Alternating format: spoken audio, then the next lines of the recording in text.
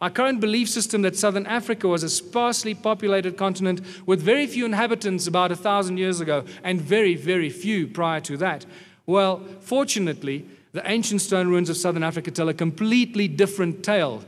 And many of these stones that would be called cattle kraal or, just kraal or something to the stone enclosures have done a great amount of damage because it's been described from a complete position of ignorance, because there are many thousands of these.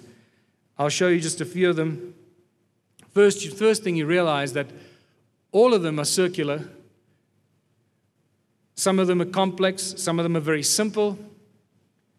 And you can see from some of these aerial photographs that we're dealing with huge amounts of sedimentation. And you'll see that each one of them is completely unique. And that little bit of information is crucial. Some of them have very complex internal structures. Some of them have simple internal structures. And then suddenly you start seeing the spider's web effect that comes out of the central circle and many times covers the whole mountain or the whole hill, interspaced with many other things. As you see more simple structures than very complex structures. And you'll note that they're all connected by these ancient roads or channels. There was actually a channel right between there connecting those two. You can't see it anymore. And you realize that we're dealing with something very unusual. Look at that horseshoe shape over there with a perfect circle in the middle. When you're on the ground, you don't realize that that is there. You can only see this from the air. Most of these are pretty much flat with the ground. See all the stuff around it there? Don't worry about this. That's the obvious stuff. But the stuff around it, that's the stuff that interests me, because that's covered by soil. The nice figure of 8 there, and a nice horseshoe in the middle of a much larger circle. And we start seeing these amazing anomalies. Look at all the stuff in between, covered by soil. Just because you can see these, don't ignore the stuff that's covered by soil. Look at these beautiful flower kind of shapes. They were making pretty flowers, yay. And all connected by these channels. Look at it. This is one of the areas that we scanned with GPR, so I'm really keen to see what comes out of that. And then some of them still got very high walls, very impressive. Important to note, no doors or entrances. And this is one of the first things that in 1939 already archaeologists were amazed at. Many of these sites that they go to explore, no doors or entrances. And then these agricultural terraces that run for thousands of kilometers. The numbers just don't make sense. This is in a sparsely populated continent, people. There were just like 5,000 people or so, depends on what information, what books you read. There was nobody living here in those days. These terraces that cover mountain after mountain, thousands and thousands of square kilometers covered by terraces, huge amounts of work. Here you see terraces interspaced by the channels, circles, and then terraces going all the way down to the river, covered by soil. There you can see terraces running up to the top of the mountain. It's a circle with this channel running right into it, but you can't get in. The channels don't allow you to get in. And then, as I said, these ancient roads, that we originally called them roads, but actually channels, with a spider's web effect that runs out from the channel. Look at these roads coming in to all of these channels. It seems like originally all of these stone circles in these huge clustered communities were all connected by the channels, or these roads, I now call them channels, and the terraces, all interconnected. Nothing was standing apart.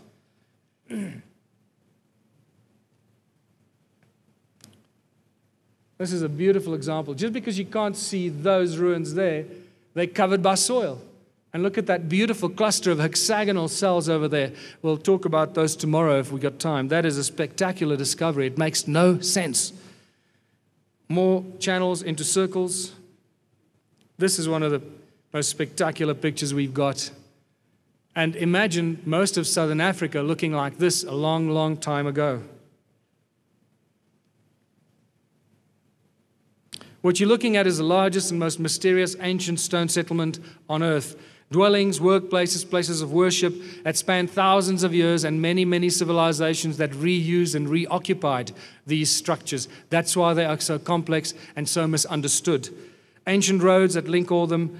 Terraces that cover more than 450,000 square miles or square kilometers. Think about this, people. This is a sparsely populated continent. It makes no sense.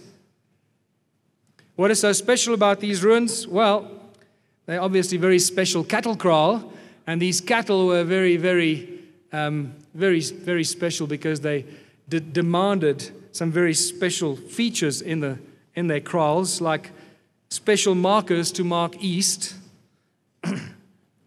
and special relationships and sacred geometry in some of these structures. Yeah.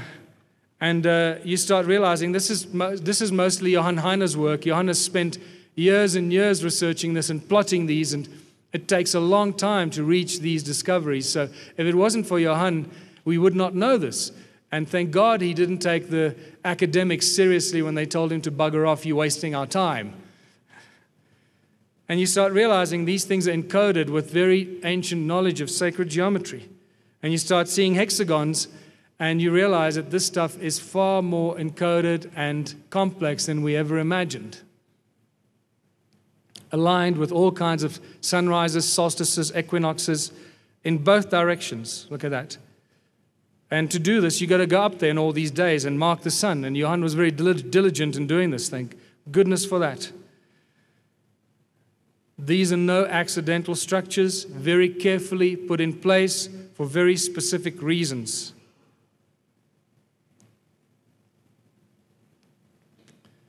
And you realize when you extend that little flat area that stems from the northern marker, you get a perfect hexagon inside the circle and a perfect star tetrahedron around the inner circle, and you realize these guys were way ahead of the pack in their knowledge of what they were doing. And you know that they understood all this fundamental structure of matter, sacred geometry, the fractal nature of reality, and that's very important here as well. The first references of these stone circles actually go back 500 years ago to the Portuguese, Antonio Fernandes, when he landed on the Mozambican coast. How many of these ruins were there? Well, in 1891, the brilliant Theodore Bent, from horseback, doing exploration in South Africa and in Zimbabwe. This is the inside of Great Zimbabwe. He was the first guy to truly excavate Great Zimbabwe. He talks about an ancient civilization and at least between 1.5 and 2 meters of sediment pointing to a gold mining civilization. We'll come back to that tomorrow. He estimated from horseback in 1891 already that there were about 4,000 of these circles. That was brave of him. By 1974, Roger Summers estimated about 20,000 of these. He made a beautiful diagram in one of his books. And at that stage, when I discovered Roger Summers' work, I went, 20,000 in a sparsely populated continent. These guys were busy, man. Each one of them built himself like 4 or 5 cool ruins, you know. So they truly, really had some special abilities to cart the stones from the rivers up to the tops of the mountains. And then I got involved in 2007 after I met Johann Heine. And within the first year or so, after walking up and down a couple of these mountains, I reached the conclusion there were at least 100,000 of these. I phoned up the ex-head of archaeology, Revel Mason, at Wits University. I got hold of him on the phone miraculously. And I said, Revel, how many of these stone circles do you think there are? And off the bat, just like that, he said, oh, at least 100,000. And I couldn't believe it. I said, that's amazing, Revel, because that's more or less what I think, about 100,000. And he said, yeah. And I said, but you know what? This poses a huge problem. And he said, what? I said, well, if we get 100,000 of these, and we ascribe even 10 people to each one, we got a huge population problem. We got about 1 million people living in ancient times in southern Africa. And there was a little silence, and he said, well, then they can't be 100,000. That was it, you see? And there was a little silence, and he said, well, then they can't be 100,000. That was it, you see? Whoosh, back into dogma. Ignore the evidence, straight into the dogma box. That's not how we get on. That's not how we do science. We got to deal with the anomalies, and you're going to see a lot of those anomalies when Klaus Donner presents his work to you later. If we're not brave enough to deal with anomalies, get out of your job, go do something else, become a waiter. Don't be an archaeologist. It's not meant for you. So I started counting because I was busy finishing Temples of the African Gods, and I didn't want to suck this information out of my thumb like everybody else seems to have done before me. So I thought, well, let me be more scientific about this. So I got into Google, got into all the aerial shots, and I broke them down into little squares, 100 square meters and 1,000 square meters, a square kilometer. I counted all the average stone circles, and I got an average of those. And I did what I deemed to be scientifically acceptable. And then I looked at the areas in South Africa, and Zimbabwe and Botswana. I'm just showing you some of these so you can see. Sometimes you can't see them. And what you find very quickly is you start to, once your eyes sensitize, you see them from a mile away. And some of the people that go on tours with me and fly in the helicopters actually get to see it quite quickly. Your eyes do sensitize very quickly. And when you start counting them, this is south of Johannesburg, by the way, just south of us here. There are thousands of them around Johannesburg, thousands. Okay? In Melville Koppies, there's one right there. But we get told it's about 200 years old, right? Sure. There's evidence right next to it that I don't have time to talk about that points to it being, probably way over 200,000 years old. This is south of Johannesburg. This is other side of Rustenburg. Look how dense this is. It's spectacular. This is a huge, huge settlement that could not possibly have been built by any tribe of any kind in recent Southern African history. And then you also start seeing evidence of sedimentation in among these circles. It's important to notice those things, the sedimentation. And these circles and the connecting channels and the terraces go on. And I was counting and counting. This is near Leidenburg. It's all over the place. Interesting shapes as well. By the time I finished counting, I counted at least 10 million. And I can tell you right now from the last 6 months' work, I'm prepared to tell you that there's probably much more than 10 million of these stone circles.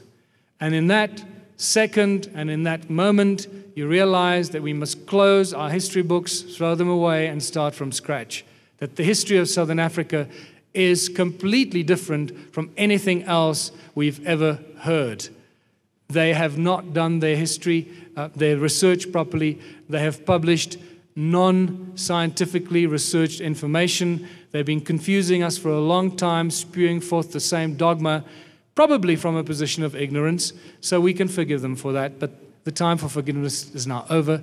Now we need to move into the new area of knowledge and wisdom. Now that you know this, do not be swayed by arguments to the contrary, because they all come from a lack of research, a lack of knowledge in this area.